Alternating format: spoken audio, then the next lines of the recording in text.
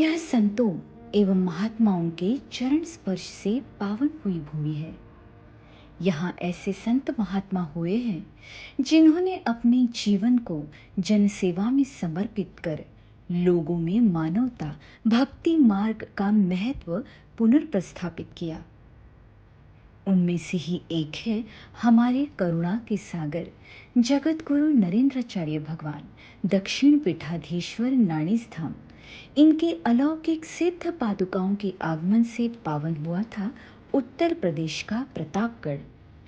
पवित्र गंगा नदी से पावन हुई धरा उत्तर प्रदेश, जो भारत का सबसे बड़ा राज्य है। यहाँ के हर एक कोने में, हर एक घाट में एक अनूठी कहानी है। भगवान राधा कृष्ण की लीलाओं ने इसे आनंद भूमि बनाया। काशी ने मुक्ति भुक्ति एवं प्रभु श्री राम जी के जन्म ने इसे राम जन्मभूमि बनाया। ऋषियों की इसी तपोभूमि के अतीत में इतिहास की अनेक कड़ियां जुड़ी हुई है। यहाँ के गंगा आरती का आनंद भरा दृश्य तो दुनिया भर के यात्रिकों को आकर्षित करता है। इसी पावन भूमि पर गुरु ज्ञान से भरे श्री कथा ज्ञानामृत के अनोखे कुंभ पर्व का प्रारंभ हुआ था। भगवान नरेंद्राचार्य जी के स्वरचित श्री लीलामृत ग्रंथ का भगवती ज्ञान यज्ञ समारोह का आयोजन किया गया था।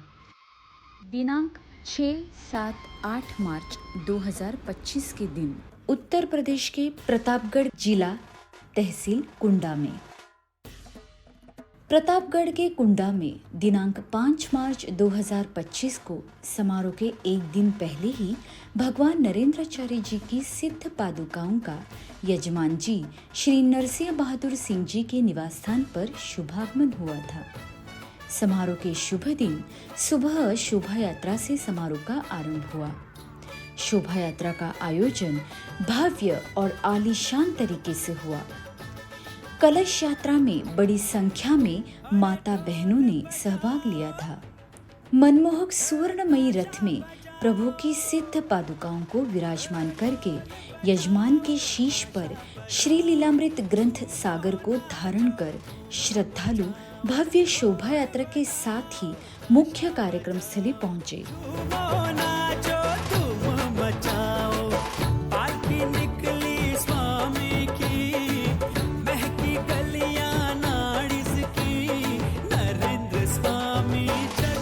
भव्य स्वागत के बाद आनंद भरे माहौल में वेद संपन्न पंडितों द्वारा यजमान जी के हाथों भगवान नरेंद्राचार्य जी की परम पावन सिद्ध पादुकाओं की तथा श्री लीलामृत ग्रंथ की विधिवत पूजा विधि संपन्न हुई।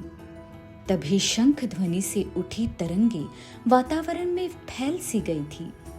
तत्पश्चात पुण्यप्रद कर्ण मधुर श्री कथा का आरंभ हुआ।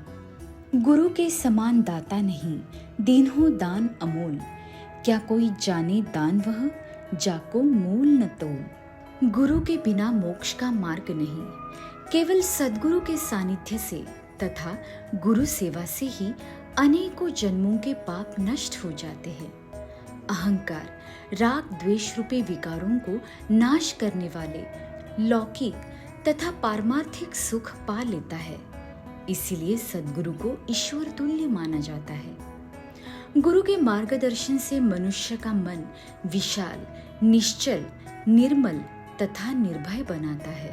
ऐसे धैर्यवान मन के कारण मनुष्य सत्कर्म करने के लिए प्रवृत्त होता है। सत्कर्म से पुण्य संचय वृद्धिंगत होकर मानव के मार्ग प्रशस्त होते हैं। अनेकानेक उदाहरणों के साथ श्रवणीय श्री कथा का वर्णन करने वाले कथाकार आदरणीय कृष्णदास महाराज जी ने अपनी अमृतवाणी से श्रद्धालुओं को मंत्र मुक्त किया था। कथा के दौरान मधुर भजन और संकीर्तन से श्रद्धालु आत्मीयता के साथ प्रभु से जुड़ गए थे।